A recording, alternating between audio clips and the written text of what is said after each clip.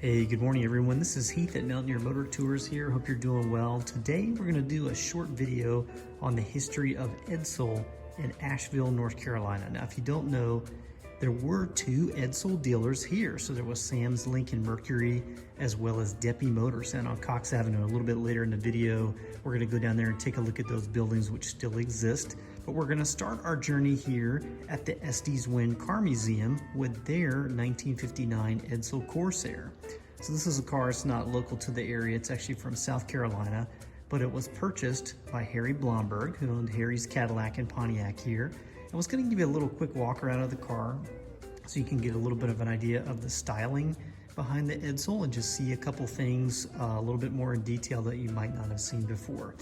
Now, Edsel started in 1958 and it was named after Henry Ford's son, Edsel Ford, and it actually went through a couple different ideas before they landed on the name Edsel. So a lot of the model names of Edsel, like the Pacer, the Corsair, the Villager, were all names they thought could actually be the name of this individual branch of the Ford Motor Company. But they ultimately ended up landing on Edsel. Now in this video, we're gonna kind of go really mainly into the history of Edsel in Asheville. I'm gonna put a couple links down in the description for some great sources if you wanna take a deep dive on the development of Edsel. One of the things that a lot of people talk about is that this car was a total failure and a lemon and things like that, and really that's not true. So there was a couple of things that happened with the Edsel that just did not work out in the market as well as timing of when it was introduced. So the Edsel underneath its skin is really no different than a lot of other Ford, Lincoln, or Mercury products. It's got similar engines and running gear, so that's all stuff that's proven and been reliable. So when they were introduced in 1958, the United States was starting to go into a recession. And the way the Ford lineup is structured, it was kind of similar to General Motors, where you had kind of a lower base model car, which would have been Chevrolet, and kind of intermediate vehicles like Buick, Pontiac, and Oldsmobile, and then the top of the line, which would have been Cadillac. Ford followed a similar protocol. So they had Ford being kind of your entry-level base price cars, Mercury being kind of the intermediate for middle class to upper middle class buyers, and Lincoln being the top echelon of the company. Now, Edsel was supposed to kind of corner the market in between Mercury and between Mercury and Lincoln. But that's kind of a tough place to be in the market because you're almost at the money point where you'd say, hey, I'm gonna buy a Lincoln if I've got the money, or if you're not quite there, you're gonna say, hey, I'm gonna stick with a Mercury. So it was kind of in an odd part of the marketplace, and Ford was really trying to cover all aspects of the marketplace like General Motors was. And the other thing was really timing as to why it was not a success. Now, there's some people that did not like the styling of it. Now, the 59 is not quite as outlandish as the 58, so a lot of people talk about this grille here, which they call the horse collar grille. To me, it kind of looks like an early LaSalle grille. So if you've ever seen a Cadillac LaSalle from the 40s, I really like the look of it. So let's just take a little bit of a walk around of the car, this 1959 Edsel Corsair. And you guys can see some of the detail of it, and then later in the video we're going to put in some clips of some of the old Edsel buildings in downtown Asheville. So for this year you could buy a couple different engine options, which were all Ford. So there was a 223 cubic inch inline 6-cylinder that was called the Mileage Maker. In the Ranger model they had a 292 cubic inch V8. This one, the Corsair, has a 332 cubic inch engine, which we're going to play a video on that of that running. In this car, it does run. We try to keep most of the cars in the museum running. And then for the bigger cars, you could get what was called the Super Express V8, which was a 361 cubic inch V8. Now this car is in a color called gold metallic, and it's a little bit unusual in its two-tone. That was something that was not done a whole lot throughout the production run. Now I'm gonna take you guys, I'll show you a couple little of the detail here so we can see one of our Edsel badges on the side. And then we've got these very Ford style hubcaps down here, kind of a dog dish hubcap. Let's take a little bit of a look inside of the car. You guys can see a little bit more of the detail. So we've got some of our Edsel embossing down here in the sill plate. You've got this beautiful kind of interwoven, sparkly brocade kind of fabric on the door panels. I'll zoom out a little bit. You can see where it says Corsair. That's the model of the car, the Edsel Corsair. Now inside, we've got this lovely dashboard where we've got the Edsel embossed on the top of the glove box. We've got our radio ashtray, luckily not full of ash. We've got our beautiful gauge cluster.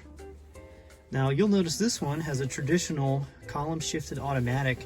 One of the things that really distinguished the Edsel in the beginning was in 1958, in the center of the steering wheel they had what was called a push button automatic, where you had a button for drive, neutral, and low gear. There was no park. You would typically use your emergency brake to engage park.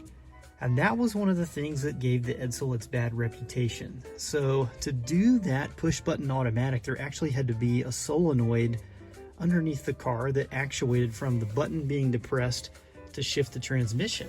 But those solenoids were located right under an oil cooler line, which dripped oil on the solenoids and ended up causing them to burn out. And then the car would not shift. So after that, they went back to a traditional column shifted automatic. And the thought behind having the push button was that you could have all of your gear shifting done without having to take your hands off the wheel. So you could engage it in drive, low gear, neutral, what have you, in the center of the steering wheel, which is kind of a unique idea. So follow along, we'll talk a little bit.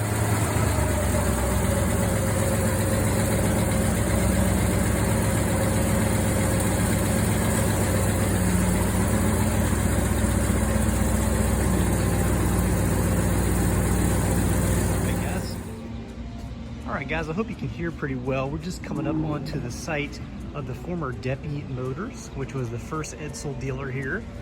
Started in the fall of 1957, and that was started by John Deppy and Paul Meeker. Now Deppy had a pretty significant automotive footprint in the neighborhood.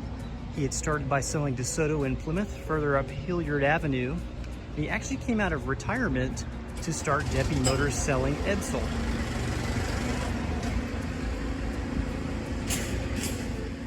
So while filming the movie Thunder Road here in Asheville in 1957, September of 1957, Robert Mitchum actually bought 2 brand new Edsels here to be used by the production crew, a convertible and a 4-door Edsel sedan.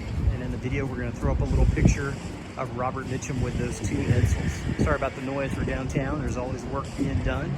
Anyways, hope you guys going to enjoy it. Our next stop's going to be Sam's Lincoln Mercury, another Edsel. All right, everybody, we're going to be heading up North Market Street, and we're going to pass a couple of these buildings right here that are some of Asheville's original car dealers dating back to the 1920s. And this was another area of the city besides Cox Avenue where there are several dealers. So the gray building kind of in the middle is number 21 North Market Street, and this is where Sam's Lincoln Mercury was that was selling Edsel here in Asheville. And prior to that, it had been the Hudson Essex dealer that was Brown Motors down here.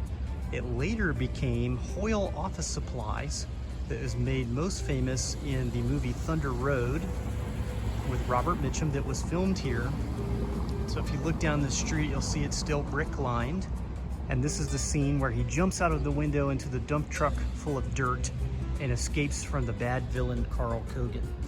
Now Sam's Lincoln Mercury was started by Edwin Sams and Robert Hips, who were both born in Canton, North Carolina. And this had been the Lincoln Mercury dealer since 1948.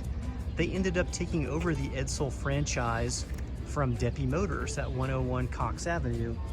And they bought it really at the tail end of Edsel. So Edsel had ceased operations by November of 1959. And that's about when they stopped making cars, although the production run of 1960 models in 1959 would continue on through the end of the month. So a pretty neat, significant area, a lot of cool history on this street. We've got a couple other car dealer areas. So where Ben Winkle Law Firm is, this tan building at number 11 North Market Street, started its life as the Western Carolina Auto Company, later Thomas Cadillac. In between here is 17 North Market Street, and this was the Studebaker dealer. So you can see a lot of these buildings where the big pane windows are, would originally have been the garage base where they would have pulled the cars in. So you can see some of that is still here now. It's just big roll-up windows or things like that, but they've all got a neat design. So this was the Curry Motor Equipment Building that was selling Studebaker in Asheville. And as we go into a couple of our other videos throughout this series on Asheville automotive history, we're going to take a little bit deeper dive in these. But just so you guys get kind of an idea, if you want to come down here and take a look for yourself on North Market Street, these are the buildings. All right, we're going to flash up a couple pictures of Edsel's in Asheville. So this is Robert Mitchum and Jim Mitchum.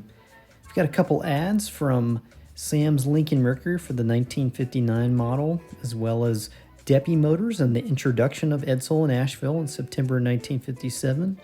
Robert Mitchum again down on Cox Avenue. We've got some pictures of him at 101 Cox Avenue, Deppy Motors, when he was here filming Thunder Road in September of 1957. This ad shows the original facade of Deppy Motors at 101 Cox Avenue. And again, Robert Mitchum with John Deppy out in front of the Deppy Motors. So hope you guys enjoyed the video today. Please like and subscribe our YouTube channel. And if you're interested in learning more about Asheville automotive history, come take a Mountaineer motor tour with us. Thanks a bunch. Bye-bye.